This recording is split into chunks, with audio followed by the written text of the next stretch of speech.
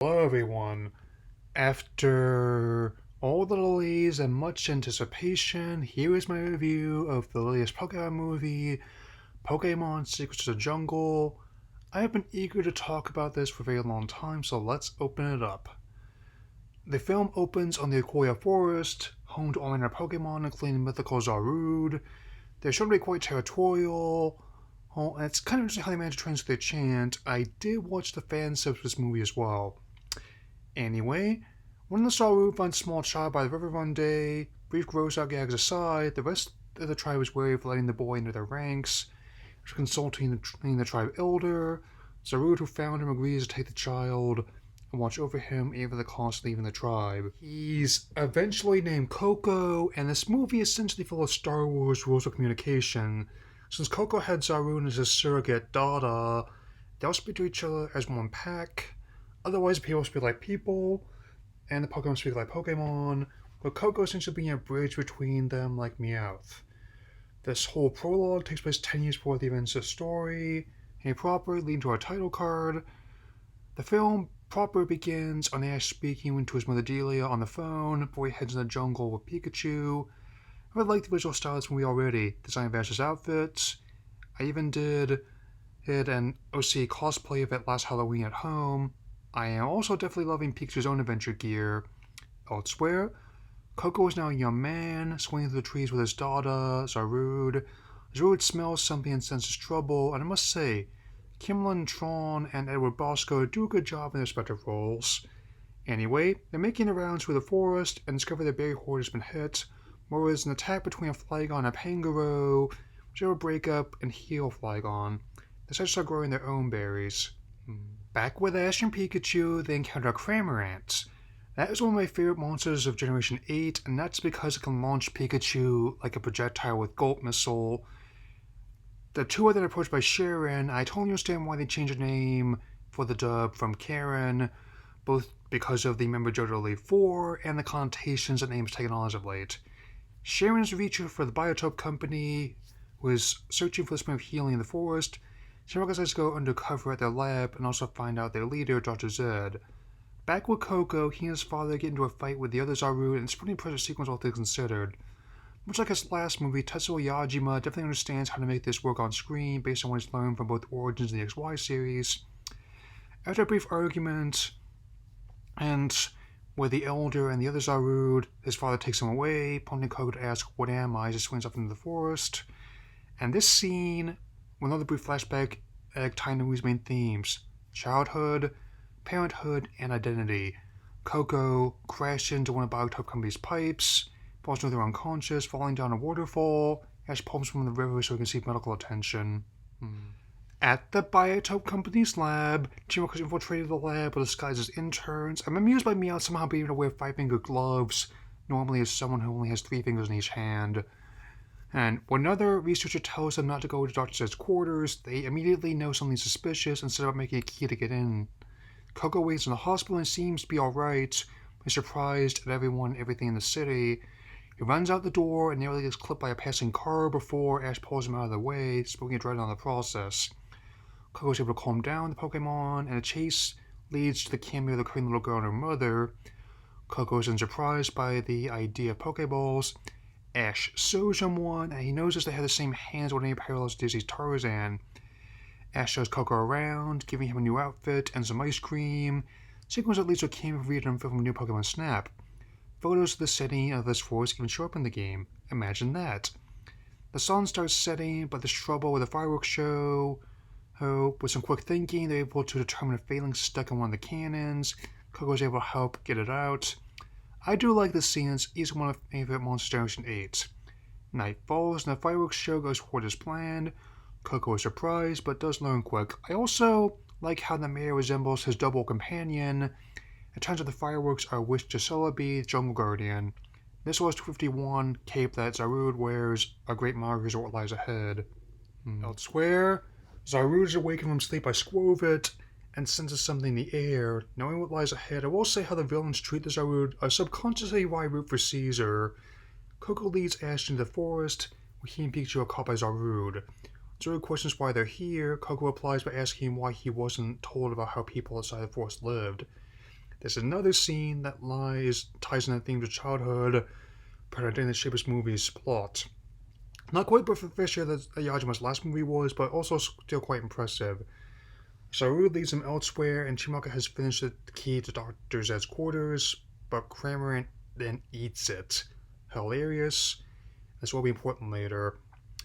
Back with Ash and Coco, Saru leads them to an old research bunker. He also gives Coco the ring he wore on his neck when he was found, which will be important later. Azurud also never knew his parents, which will be important later as he passes Coco a photo of his own parents. Now comes the part everyone else was talking about, where Ash mentions his absent father. This scene is a small but effective mention that provides a key moment for the series and the movie that's about the story at hand. Even factoring the alternate continuity, the fact that it's happened at all is simply world-shattering. I'm glad to witness it. He inspired Ash to keep moving forward and improving, and even his own adventure is one I'd love to know more about. On that note, it's a scene that helps make this movie the antithesis of the classic episode of the Kangaskhan Kid, as is the next part of the Biotope Company's mobile lab. Elsewhere, Zaru confronts the Elder on his own to determine his next move, and we'll come back to this later. The Elder reveals more that connects to Celebi, and definitely likes this blend of both old and new elements they're making. As Ash and Coco sleep, we get a flashback to Coco and Zaru in the past, where Zaru used jungle healing into Rufflet. The move works, but it takes a lot of energy to use. The next day, Ash and Coco pay the Biotope Company lab a visit, and Doc says alarmingly happy to see Coco.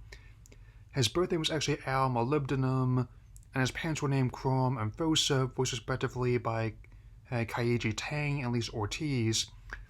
I have something prepared for when the time comes. Zed recalls how they found the spring of healing, and before the day was lost, he also feels that Chrome and Fosa died in a car accident, and even though the movie doesn't physically say the D word, it makes no attempts to hide what happened, and I'll be more on that later.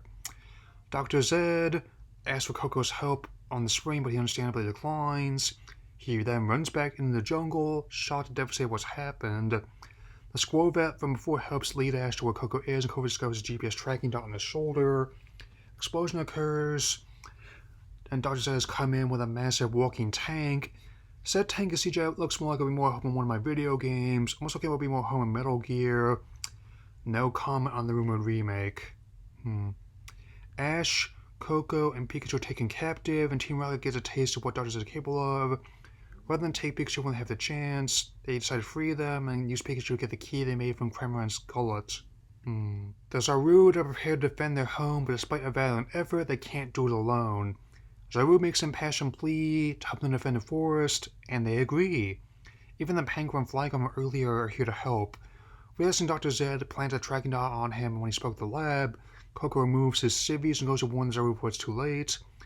Even with a quasi-video game like CGI, the digital animation in this battle is some of the best in the series. Yajima's experience with the XY series and the Origins OVA comes through here, and I'm eager to see what happens with the new series with him returning to work on it.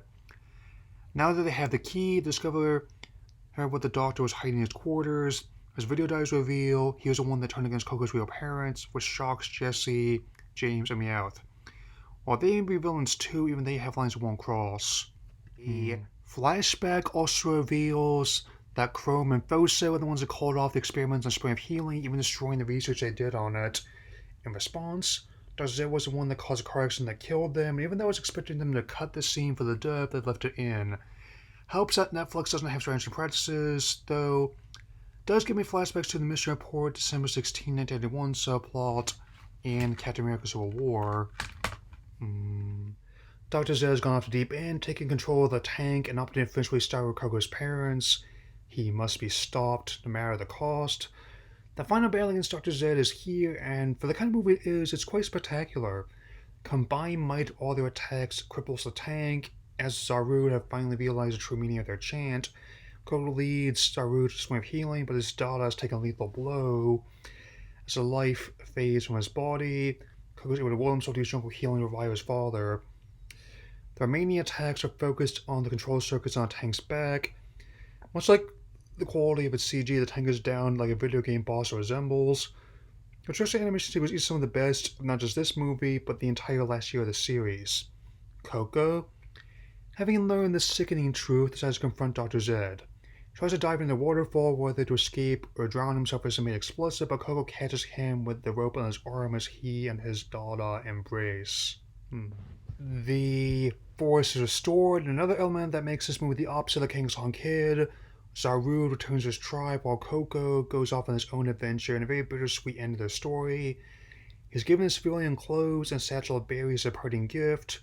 Even the force alongside Squirrel as Zaru send him off with a chant and Sylvie returns to the forest. We close on an epilogue where Ash and Pikachu return his mother's call. Dr. Z is arrested after Team Rocket gave the information to the authorities, and Sharon becomes new head of Biotope Company instead. It's even a little bit over the credits where Squirvet and Kramer are dancing. Not quite the same as the Japanese version, which also had fan art constants like the last movie, but song play does at least fit, even the tuners are kind of remind me of the Crab Rabe. Time to wrap this up. We're not in the same order of magnitude as like Pokemon The Power of Us. I still consider Pokemon Secrets of the Jungle to be a good movie and one of the better video game adaptations overall. Though the future of the series on film remains to be seen, I'm enjoying how the recent entries in the anime canon have taken more of an all-ages approach to the video game source, material. I didn't need to go to extremes, but the approach works in similar veins to like Star Wars and World Cinematic Universe. It has elements that appeal to all potential ages and backgrounds. Animation is quite short even just watching it on my computer. I'm eager to see what the franchise has in store next. Right now, keep enjoying this movie. I'm on the minute of seeing my fandom. If I'm rating this 3 stars out of 4. Wish you all a Merry Christmas, a Happy New Year, and I'll see you again soon. Later. Yeah.